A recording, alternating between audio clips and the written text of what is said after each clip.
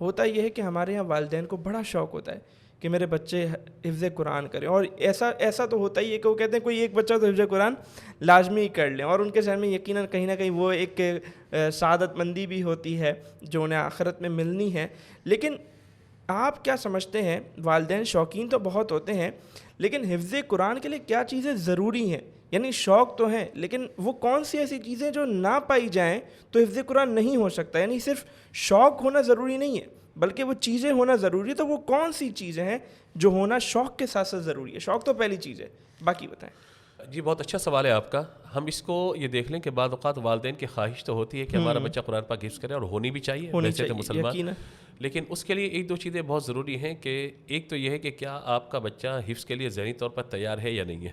تو میں تمام والدین سے گزارش کروں گا کہ اگر حفظ کے لیے آپ اپنے بچے کو ذہنی طور پر تیار کرنا چاہتے ہیں تو اس کو ایک مناسب عمر کے لیے آپ حفظ کا انتخاب کریں۔ مثال کے طور پہ بچہ اگر 12 13 14 سال کا ہو جاتا ہے تو ہمارے اعتبار سے اس کی حفظ کی عمر اب نکل جاتی ہے۔ اچھا، وجہ اس کی یہ ہے کہ جب بچے کا ذہن بہت زیادہ پختہ ہو جاتا ہے تو پھر وہ حفظ قرآن کرتے ہوئے آیات کو اپنے ذہن میں محفوظ نہیں کر پاتا۔ دوسری بات یہ ہے کہ اللہ تعالیٰ کے حضور دعا ضرور کریں کہ یا اللہ میرے بچے کو قرآن پاک حفظ کرنے کی سعادت عطا فرما۔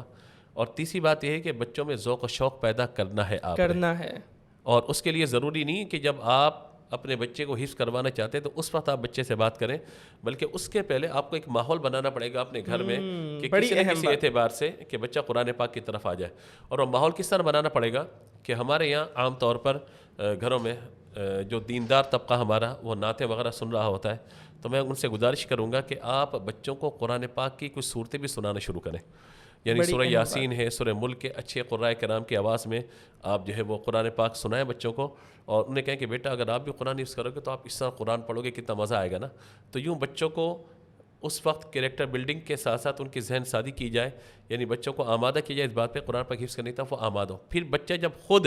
نعت سنتا ہے، قصہ برد شریف سنتا ہے تو پڑھنا شروع کرتا ہے نا، جب وہ قرآن سننا شروع کرے گا تو اس کا ذہن بھی اس طرف جو ہے وہ جانا شروع ہوگا۔ اسی طریقے سے قریبی مسجد کے اندر جہاں پہ نماز پڑھنے کے لیے جاتے ہیں تو وہاں بھی جا کر دیکھیں کہ رمضان میں تلاوت کس طریقے سے کی جا رہی ہے، اور شب قدر یا دیگر مواقع پہ قرآن پاک کی تلاوت جو ہو رہی ہوتی ہے بچوں کو سنوائیں وہ۔ تو جب بچے کو ذوق و شوق پیدا ہوگا نا تو خود بخود وہ آپ کو کہے گا کہ مجھے قرآن پاک حفظ کرنا، میں بھی اس طرح قرآن پڑھنا چاہتا ہوں۔ کیونکہ صحبت بہرحال اثر رکھتی ہے۔ اگر ہم اور آپ اپنے بچے کو ان لوگوں کے ساتھ بٹھائیں گے تو ظاہر ہے کہ بچے کا ذہن یہی بنے گا، اور اگر ان چیزوں سے ہٹا کر ہم کھیل کود میں لگا کے رکھیں گے اس کو اور قرآن تک متوجہ نہیں کریں گے، اور شوق ہمارا یہ ہو کہ بچہ ہمارا قرآن کا حافظ بن جائے، تو پھر ظاہر ہے کہ وہ چیز نہیں ہوگی۔ تو شوق اور لگن یہ دو چیزیں ضروری ہیں۔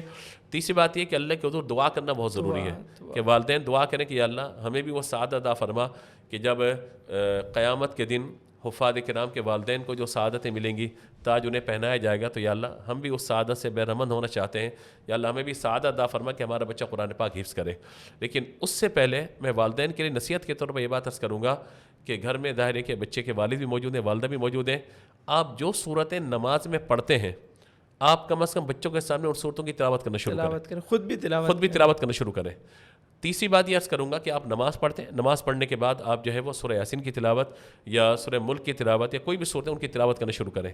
چوتھی گزارش میں یہ کروں گا کہ جمعے کے دن سورہ کہف پڑھنے کی فضیلت ہے، تو اپنے گھر میں قرآن پاک پڑھنے کا ماحول بنائیں۔ جب آپ ماحول بنائیں گے تو بچہ خود بخود اس ماحول میں ڈھلتا چلا جائے گا۔ اس کی مثال یوں سمجھ لیجئے کہ حضور سیدنا شیخ عبد القادر جیلانی رحمۃ اللہ تعالیٰ علیہ کے بارے میں مشہور روایت ہے کہ قرآن پاک کے 14 پارے 15 18 پارے مختلف روایات ہیں، اور خواجہ قطب الدین بختیار کاکی رحمۃ اللہ تعالیٰ کے حوالے سے بھی یہ روایت ہے کہ بچپن سے ان کو اتنے پارے یاد ہو گئے تھے۔ کیوں یاد ہو گئے تھے؟ کہ والدہ اتنے پاروں کی تلاوت کیا کرتی تھی۔ تو یہ گھر کا ماحول اگر اچھا ہوگا نا، قرآن کی تلاوت والا ہوگا، تو آپ کا بچہ قرآن پاک کا اچھا حافظ بھی بنے گا، اچھا قاری بھی بنے گا۔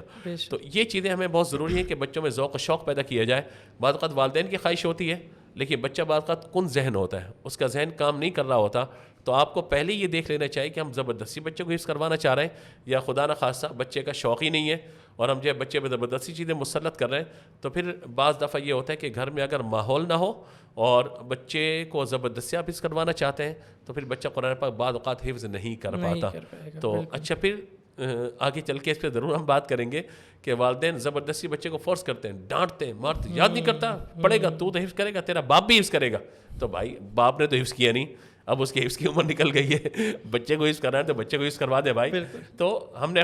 بچپن سے اپنے سنا تھا اپنے ابو سے کہ ہم بچے کو حفظ کروائیں گے, میں نے شادی کے بعد یہ نیت کی تھی بچہ حافظ قرآن بنے گا, تو آپ کی نیت اپنی جگہ پر ہے بھائی, لیکن بچے کا ذرا شوق اور اس کی ذہنی سطح کو بھی ذرا دیکھ لیں کہ آیا وہ کیا کر سکتا ہے کیا نہیں کر سکتا. تو بہت ضروری ہے کہ حفظ کے امور میں جو معاون معاملات ہیں ان میں سب سے پہلی چیز یہ کہ گھر کا ماحول آپ بہتر کریں. نمبر 2 یہ کہ بچے کی ذہن سازی آپ کریں تاکہ بچہ جو ہے ذوق و شوق کے ساتھ پڑھے. اور تیسری بات یہ ہے کہ آیا بچہ کرنا چاہتا ہے یا نہیں کرنا چاہتا, ان چیزوں کو پیش نظر رکھنا ہوگا.